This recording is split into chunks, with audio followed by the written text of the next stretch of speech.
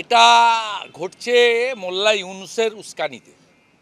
সুদখোর ইউনুস ওখানে জঙ্গিদের সরকার চালাচ্ছেন।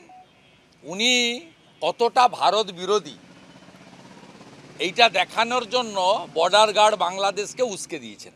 ত্রিপুরা এবং পশ্চিমবঙ্গের বর্ডার এলাকার ভারতীয়রা দলমত নির্বিশেষে তারা জয় শ্রীরামের ধ্বনি দিচ্ছেন, ভারত মাতা কি জয় বলছেন, এবং তারাই দায়িত্ব নিয়েছে। মমতা ব্যানার্জি যে 600 কিলোমিটার জমি দেয়নি কাঁটাতারের জন্য, তারা দায়িত্ব নিয়েছে জনগণ যে আমরা চোরাচালানকারী, মানব পাচারকারী, গরু পাচারকারী এবং জামাত, জঙ্গিবাদ, মৌলবাদ যে র্যাডিক্যাল ফোর্স যারা ইতিমধ্যে ধরা পড়েছে অনেক খাজেরি মাদ্রাসাতে, তাদেরকে সাইজ করার দায়িত্বটা বর্ডারের ভারতীয়রা নিয়েছে।